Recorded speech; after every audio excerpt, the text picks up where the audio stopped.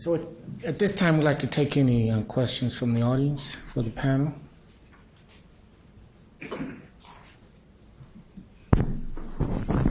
So I think it's interesting. This is sort of for our FDA friends and, the different people from companies and clinicians who develop therapies. Pediatric cancer survivors have, a very high rate, some of those complications of genotoxicity. With more and more targeted therapies, maybe this, sort of secondary malignancies from radiation and chemotherapy will hopefully decrease. But, the risk in breast cancer patients and in Hodgkin's patients, is probably way higher than the genotoxicity that I think we can probably expect from the current generation of integrating vectors. So, the question is, at what time are these sort of new therapies, I hate the word novel therapies, but what point are they, kind of going to be treated similar to other interventions that could also affect the genome and the germline, et cetera?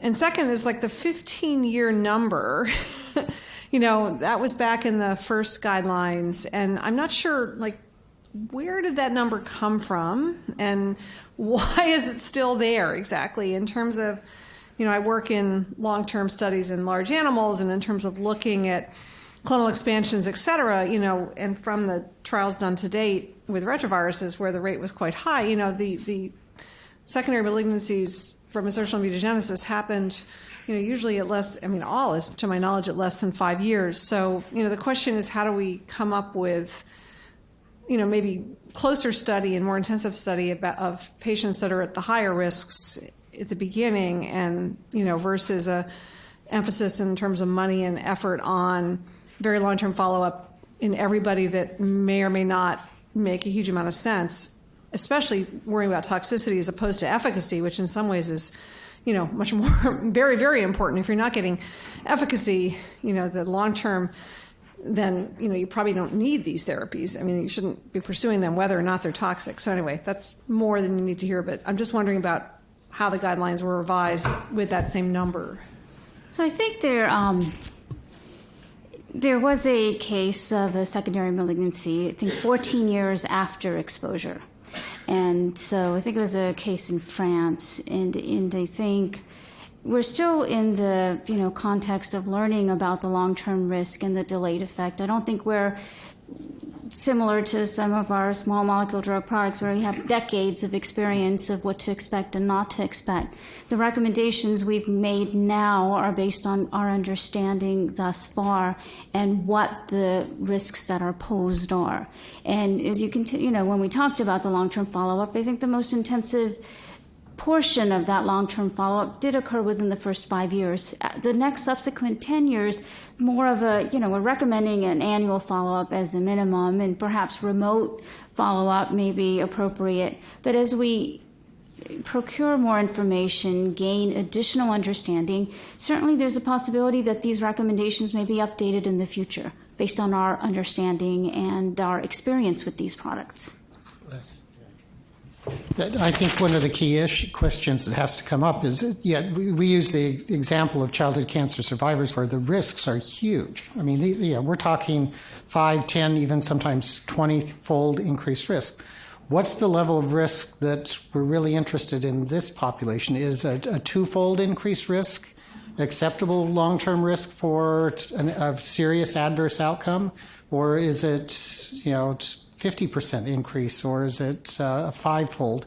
I think we have to kind of put it into a context of what do we consider really significant and impactful to be able to monitor. And that gets back to the question of not just do you monitor everyone, you have to have the research base to say who are the high risk, the individuals that we're basically using with pediatric cancer right now. Is we don't recommend screening programs for everybody. It's all risk-based. It's based on who's at high risk because of their characteristics and their treatment exposure. And I think that's what the ultimate goal needs to be, is exactly that. Where do we put the surveillance? Petra Kaufman of Access. This is probably mostly for Dr. Robertson. So based on your experience, what do you think are some of the most important things to do to motivate patients and families to stay with the long-term follow-up?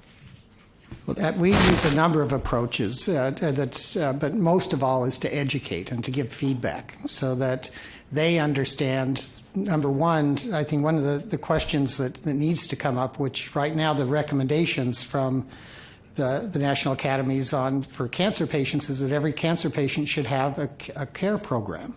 They should have a summary of all their treatment, what they have to keep with them. That's one thing that can be a motivator to make sure people know what they have, what their risks are, to educate them and keep in contact with them. So that's the bigger issue. One of the concerns that didn't come up is who pays for all this long-term follow-up. And I think that's where part of people participating in research, if we understand, if we identify risks, and we can demonstrate that those risks are real and that they're targeted to a specific population, we can put them into our guidelines. Once they're into our guidelines, then it's a little bit harder for insurers not to cover the costs of the long-term surveillance for those outcomes. So there is a way that participating in the research and the long-term follow-up does come back to help survivors. Yeah, I just wanted to comment on this for a second. The 70% of the children in the United States receive their insurance from the U.S. government. Adult population is about 60-70%.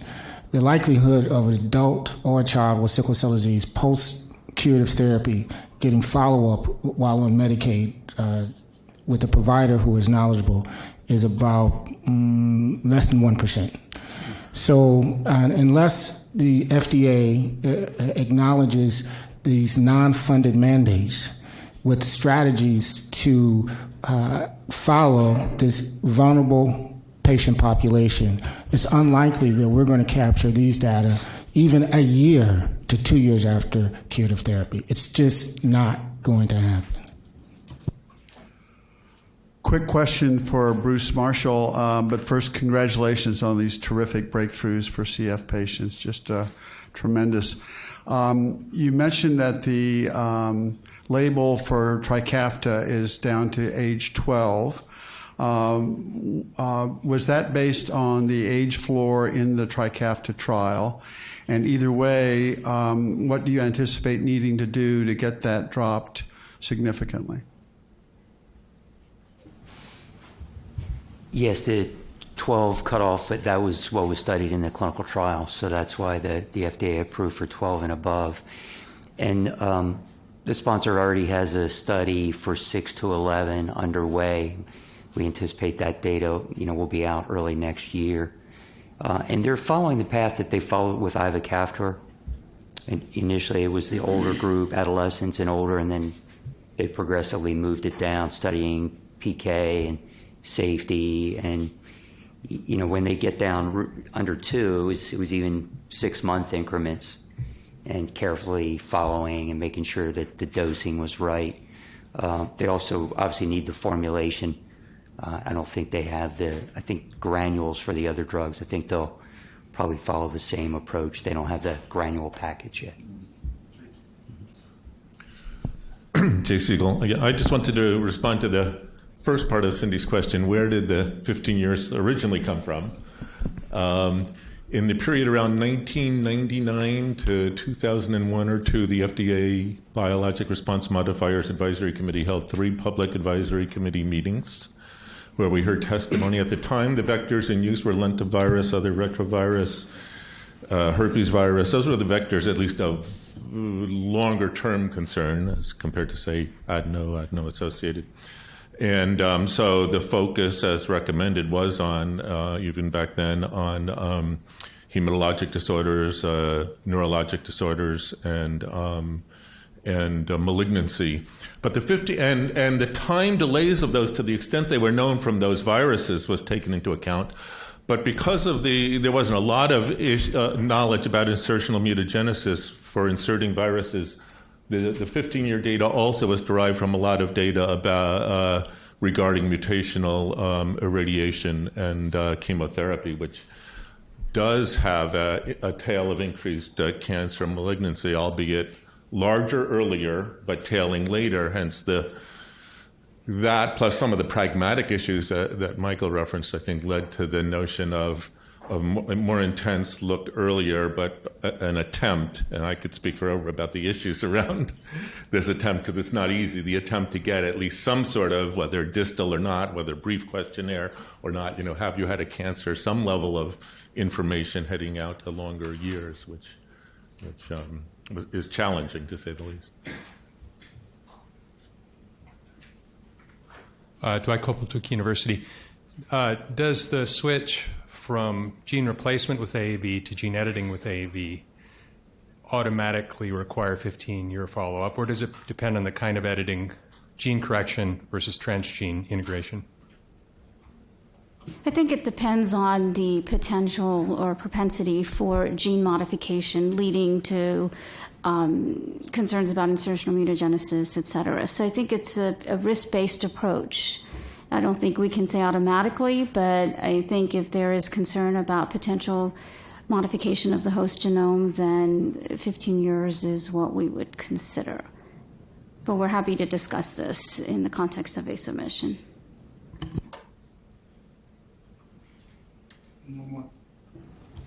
No more questions, and we'll stop and move on to the next panel.